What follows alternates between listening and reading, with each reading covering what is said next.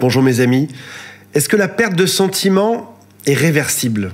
Est-ce que lorsqu'une personne te dit « j'ai plus de sentiments, je ne t'aime plus », ou même parfois un peu plus flou, c'est « je ne sais pas exactement où j'en suis », ou encore « faisons une pause, j'ai besoin de me retirer quelque temps pour savoir où j'en suis par rapport à notre relation ». Est-ce que ça peut changer? Ou est-ce que c'est quelque chose de définitif? C'est ce qu'on va établir aujourd'hui selon votre situation. Tous les cas ne sont pas égaux. Chaque situation est spécifique. C'est aussi pour ça que je propose de l'accompagnement, du coaching, avec des liens que vous trouvez juste sous cette vidéo, parce que il faut étudier exactement la situation et je vais tenter malgré tout d'être le plus exhaustif possible dans les cas de figure pour que vous arriviez à vous retrouver dans l'une des situations et à vous dire exactement, c'est là-dedans que je suis, donc ça signifie ceci. Ça signifie qu'il peut encore m'aimer, qu'elle peut encore revenir ou pas. Quand tu as vécu pendant longtemps avec quelqu'un, parfois, longtemps peut être quelques mois. Parfois, une relation peut être intense en quelques mois. Parfois aussi, c'est 20 ans. Tu as vécu 20 ans avec quelqu'un et l'autre te dit « je n'ai plus de sentiments ». Il y a tout un monde qui s'écroule sous tes pieds. C'est extrêmement dur à entendre. Comment est-ce que toi, tu peux être toujours dans l'amour de cette personne, à tout lui donner au quotidien, à ne même pas pouvoir imaginer un futur sans l'autre, sans avoir vu que de son côté, les sentiments s'effritaient? À ce moment-là, on est dans une phase de doute où on en veut à l'autre d'être dans cette espèce de décalage et on s'en veut aussi un peu à soi-même d'être dans cette espèce de déni. Avant qu'on aille plus loin, j'aimerais juste parler d'un cas de figure qui est très fréquent. C'est que la réalité est autre. C'est pas qu'il y a une perte de sentiments, c'est juste que l'autre te dit ça pour ne pas que tu lui poses de questions. S'il y a bien quelque chose qu'on ne peut pas argumenter, c'est une perte de sentiments. C'est une espèce de bouclier magique. Pour que je me sépare de lui, pour ne pas qu'il me pose trop de questions, je vais juste lui dire que j'ai perdu mes sentiments. Il ne pourra pas argumenter pendant des heures et des siècles, et ça fera la rupture la plus rapide possible. Et dans ce cas de figure, réfléchis bien à la chose suivante. Est-ce qu'il y a eu, pendant des semaines ou des mois auparavant, un sujet de dispute qui n'a pas été résolu? Vous êtes chacun resté sur votre position, et au final, l'autre abandonne. Il sait bien que s'il revient sur le sujet, ça n'avancera pas. Et il va sortir sa carte Joker, qui ressemble à un téléphone parce que je n'ai pas de carte Joker aujourd'hui. Et cette carte Joker, c'est « je n'ai plus de sentiments ». Ce qui sera une excuse socialement acceptable pour partir sans que tu poses de questions. Donc, première hypothèse, il y a eu des disputes. Tu ne peux pas ne pas l'avoir vu. Il y a eu des disputes. Il y a eu quelque chose. Peut-être même que l'autre a eu un crush sur quelqu'un d'autre. Et te sorte sa carte Joker qui est « je n'ai plus de sentiments ». Alors qu'en fait, se cache autre chose derrière. Et les êtres humains ne sont pas toujours très bons, hommes comme femmes, pour arriver à dire les choses. Parce qu'ils ont peur de te faire du mal, ils vont te dire autre chose. Une espèce de nuage de fumée, une espèce de brouillard. Tu sais, je n'ai plus de sentiments, je ne sais plus où j'en suis, alors qu'ils savent très bien où ils en sont. Ça, c'est l'un des cas de figure. Maintenant, dans la suite de cette vidéo, on va partir du principe que ton ex a réellement une perte de sentiments. Il s'est réellement passé des choses qui font que, aujourd'hui, ces sentiments se sont amoindris pour toi. Garde bien en tête une chose, les sentiments ne disparaissent jamais. Quand tu as aimé quelqu'un pendant même 6 mois, 1 an, 2 ans, 3 ans, 20 ans, il y a toujours des sentiments. La vraie phrase serait plutôt « j'ai moins de sentiments pour toi aujourd'hui » ou encore « j'ai des sentiments mais ils se sont effrités avec le temps » ou encore « j'ai des sentiments pour toi mais je ne peux plus vivre avec toi ».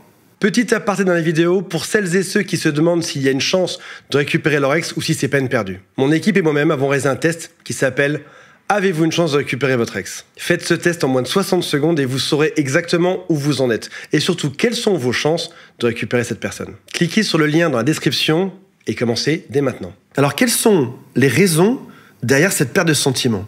Tout d'abord, il peut y avoir ce qui s'appelle un épuisement émotionnel. Typiquement, on a eu beaucoup de conflits qui font que, même si on s'aime, vivre ensemble n'est plus possible. En gros, c'est « je t'aime, merci mais non merci. Je t'aime, mais je vais t'aimer ailleurs. Je vais t'aimer peut-être même avec quelqu'un d'autre, dans une autre relation. Je t'aime, mais on ne peut plus rester ensemble. » Quand au début, ça se passe bien, en phase de lune de miel, quand on s'entend à merveille, et puis qu'arrive dispute sur dispute, on peut penser à un bateau qui aurait une ancre qui l'attache au fond, qui l'empêche d'avancer. Puis une deuxième, puis une troisième. Chaque dispute vient ralentir le navire, le bateau, votre entreprise commune qui va vers un endroit. Et au bout d'un moment, il y a quelque chose qui fait que, de manière très concrète, tu arrives à la maison, tu as tes clés et tu les mets dans la serrure et tu te dis, là pour le coup, j'ai vraiment des clés. Autant la carte Joker, je l'avais pas. Là, j'ai là des accessoires. Merci aux accessoiristes. Là, j'ai des clés. Tu arrives avec tes clés dans la maison, tu les mets dans la porte, tu te dis, j'ai vu vraiment faire ce soir, on va repartir sur des disputes. Ou alors on va se bouder, on sera chacun dans son coin, on ne se parlera pas. Il y a quelque chose de pas agréable. Et je tiens aussi à préciser qu'on peut chacun avoir un différent niveau de comment dire ça, de dur. On peut être dur au mal différemment. Être dur au mal, être résistant au mal. Je peux être très résistant à la douleur, tu peux l'être moins. C'est-à-dire que ton partenaire peut peut-être supporter moins que toi ces disputes. Peut-être que toi, tu as été élevé dans un environnement où il y avait souvent des disputes, et dans ce cas, tu les gères facilement. Peut-être que lui, ses parents ne se parlaient même pas. Il n'y a jamais eu de dispute, non pas parce que le couple allait bien, mais parce que ses parents ne se parlaient pas. Et donc, la moindre petite accroche prend des proportions gigantesques chez l'autre. Et c'est ce qui fait qu'à un moment donné, à une dispute, mais même parfois c'est même pas dispute, à un niveau de on ne s'entend plus ensemble. Pour toi c'était rien, pour l'autre c'était gigantesque, et ça fait une relation qui devient trop pesante. Exemple 1, des disputes incessantes qui créent cette fatigue émotionnelle. Exemple 2, un espèce de déséquilibre constant entre ce que l'un donne versus ce qu'il reçoit. Je fais beaucoup de compromis pour toi, j'en ai pas beaucoup en échange en face de moi. Et encore une fois, selon vos deux modèles parentaux différents, tu peux trouver ça très naturel, toi de ton côté, l'autre pas du tout. Et attention qu'on s'entende bien, je ne te décris pas comme le monstre aujourd'hui. Si ça se trouve, l'autre a juste été habitué à recevoir beaucoup. Parce que ses parents lui ont donné beaucoup et lui ont demandé peu. Et aujourd'hui, l'autre s'attend aussi à ça dans son couple. Pour lui, la normalité, c'est de recevoir beaucoup et de donner peu. Pour toi, la normalité, c'est peut-être 1 pour 1. Je te donne un signe d'amour quand tu me donnes un signe d'amour. Pour l'autre, c'est peut-être normal de recevoir 10 signaux d'amour pour en recevoir un seul. J'ai créé une formation vidéo en 12 modules qui s'intitule « Récupérer son ex en 60 jours ». Le programme de formation s'affiche juste ici. Pour vous inscrire gratuitement, le lien est dans la description. Autre cas de figure, j'essaie d'être exhaustif aujourd'hui. Encore une fois, c'est des situations qui sont très particulières, qui se travaillent très bien en coaching et qui vont faire cette vidéo. Je dis pas que c'est flou, mais je dis juste qu'on va aborder plein de points qui sont très différents parce que l'un d'entre eux va résonner avec ta vie. Sur l'un d'entre eux, tu vas dire oui, celui-ci c'est le mien. Et peut-être que les 3 d'avant, pas du tout, et le 4e te dire ouais, en fait c'était ça, le souci dans mon couple.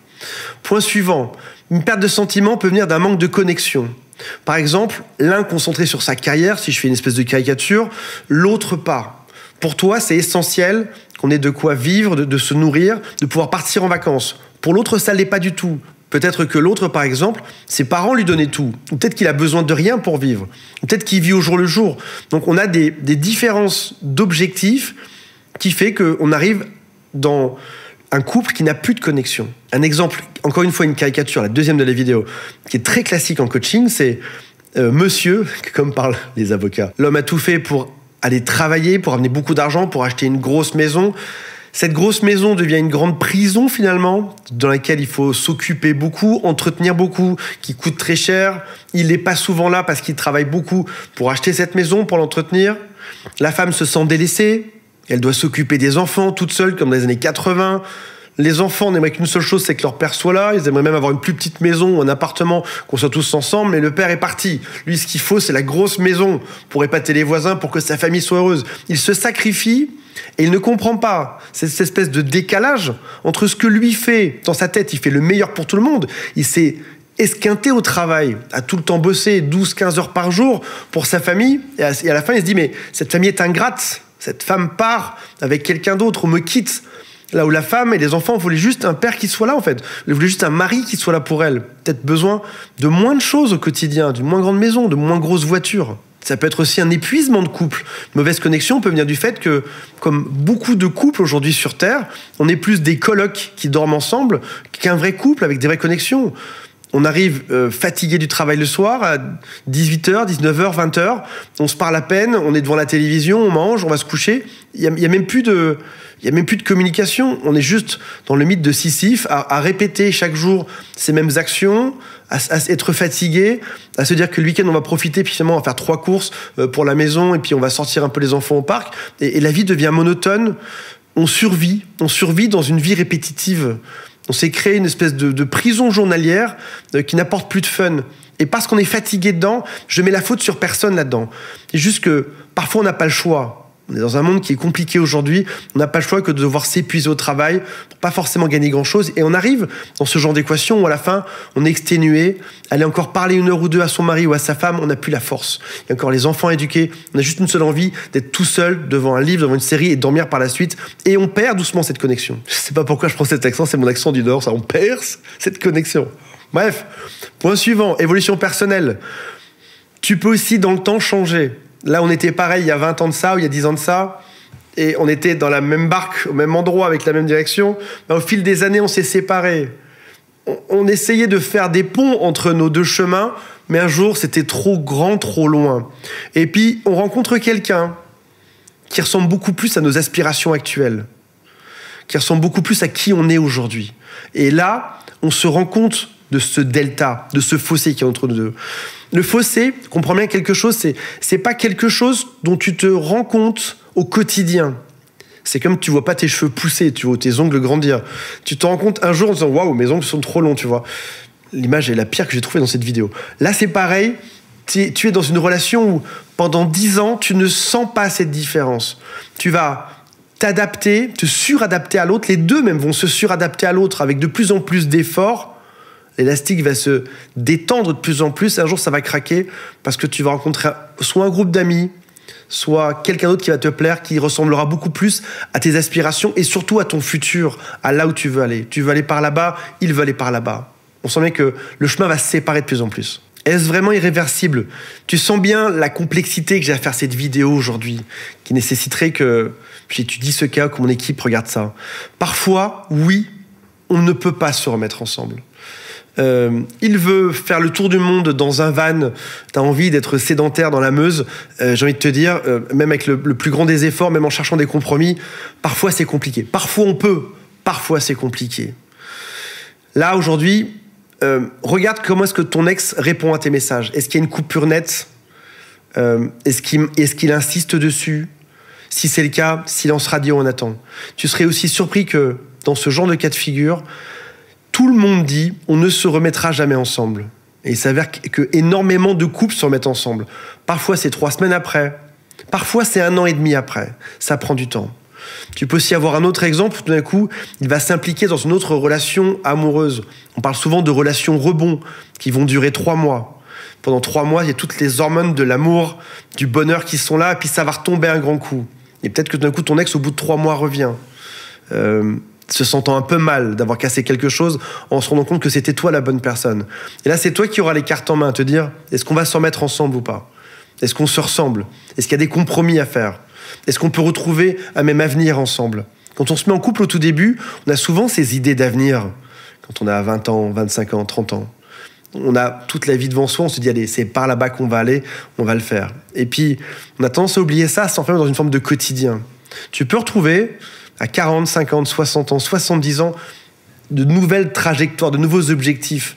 On peut se remettre ensemble et créer un super couple qui partira sur des bases différentes. Si vous envisagez de récupérer votre ex et que vous avez besoin de soutien, sachez que depuis 10 ans, je travaille avec des coachs et des psychologues pour accompagner les VIP chez jerécupèremonex.com. Nous ne proposons pas une solution miracle, mais un travail sérieux qui est d'ailleurs noté 4,5 sur 5 sur Trustpilot. Pour en savoir plus, prenez rendez-vous gratuitement avec l'un des membres de notre équipe. Demande-toi aussi s'il n'y a pas quelque chose de temporaire là-dedans, comme une crise de vie. Crise de la trentaine, qui existe, qui est petite mais qui existe.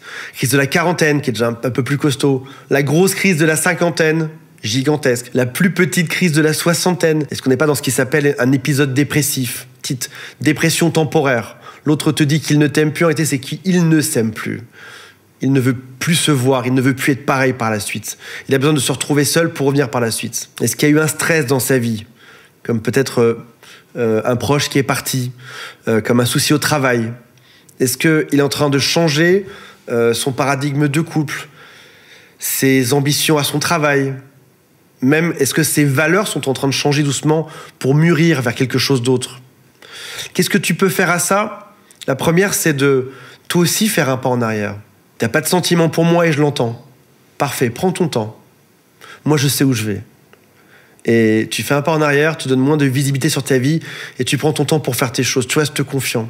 Il y a une phrase qui dit « La plus belle manière de louper sa vie, c'est de traîner avec des gens qui ne t'aiment pas. » Si cette personne te dit « Je ne t'aime pas », tu ne dois pas traîner avec elle. Tu ne dois même pas argumenter. Tu dois juste te dire « Écoute, moi j'ai des sentiments pour toi. Si maintenant tu as besoin de réfléchir d'une pause ou de partir, je respecte ce choix. » Et la chose la plus sage que j'ai entendue d'un couple qui avait une 40aine d'années, ils m'ont dit on s'est mis ensemble en se disant que si un jour l'un des deux n'était plus heureux dans ce couple, l'autre lui souhaiterait d'être très heureux ailleurs parce que c'est ça l'amour. Je sais que c'est dur à entendre et c'est pas forcément la chose qu'on veut entendre aujourd'hui, mais laisser l'autre faire ses choix, montrer une forme de stabilité. Si l'autre agit comme un électron libre, tu ne peux pas aussi être comme un électron qui est perdu. Tu dois représenter un roc, que tu sois un homme ou une femme. Tu dois représenter quelque chose de paisible, quelque chose de fort. Moi, j'ai des sentiments pour toi. T'as envie de partir, fais comme tu veux. Je t'attendrai pendant un temps, puis après ça, on verra. Dis pas que tu partiras tout et quelqu'un d'autre, dis juste, on verra. Montre-lui que la porte va se refermer doucement. Laisse-lui le temps de réfléchir sans pression. La pression, ce serait la pire chose à faire. Profite de cette période pour bosser sur toi-même, comme j'en parle dans quasiment chacune des vidéos sur cette chaîne. Et un jour, peut-être qu'un jour, cette personne reviendra. Ça peut prendre du temps. On dit que les ex reviennent toujours au moment où on a tourné la page, où on est passé à autre chose. Parce qu'en réalité, c'est quand on commence à bosser sur soi et à être lumineux que les ex reviennent. Et ce que je peux te conseiller aujourd'hui, dans une période où tu as l'impression que tout s'écroule ou que c'est compliqué pour toi, c'est retrouve ce sourire, retrouve ce bonheur, retrouve ce calme. Si ce n'est pas cette personne-là, ce sera celle d'après. Si c'est cette personne-là et qu'elle doit revenir, elle reviendra. Dans tous les cas, tu mérites de l'amour. Tu mérites une personne qui te respecte. Tu mérites une personne qui se bat pour ce couple tout autant que tu peux te battre pour ce couple-là. Voilà mes amis, j'espère que ça vous a intéressé et on se retrouve prochainement. Salut à tous, bye.